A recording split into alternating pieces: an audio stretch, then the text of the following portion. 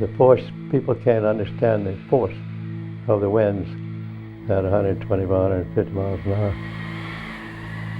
In those days, not many people had radios, and radios were very poor, and particularly in bad weather. So we got very little notice of them, and our facilities weren't good for prediction. It was at night, and it was ferocious, and so my mother wisely put us in the safest part of the house. It was a kitchen, and so I slept. I didn't sleep.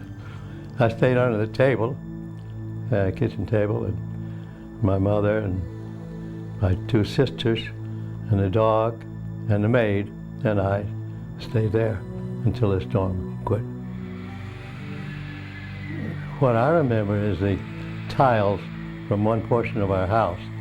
Well, we had a L-shaped house, and the tiles were banging against the wall, the outer wall, and that was quite frightening because we thought they might come through the window. We were lucky. We had a strong house, masonry-built house. I don't know, it might have been concrete blocks. And so it withstood very well, and we didn't have many broken windows.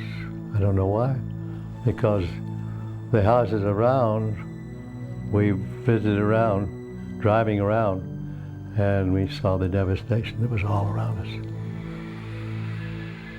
us. These were told to my mother because she was tending refugees in our church, where they had a large number of refugees that were taken care of there. Well, one of them, a mother sitting on top of a roof in the black of night, roof, the house floating away, holding a baby. The baby was torn out of her arms, slid down the roof, disappeared into the black water. This man was floating in the water, holding on to debris, and he reached his arm up he made a final lunge to get a better hold, and when he did, his hand went over a nail in the debris.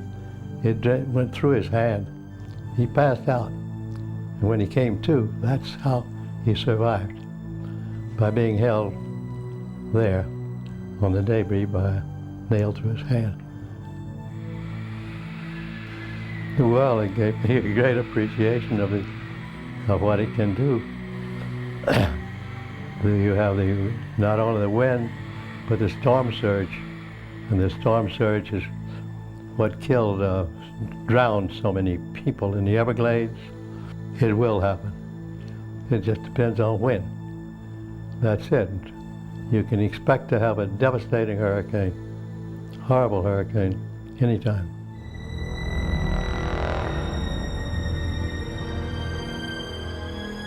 Have you lived through a hurricane? If so, we want to hear from you. Your first-hand account may convince reluctant residents to take the necessary steps to protect their lives and their properties. If you have a storm story we'd like to share, you can email it to stormstory@pinellascounty.org.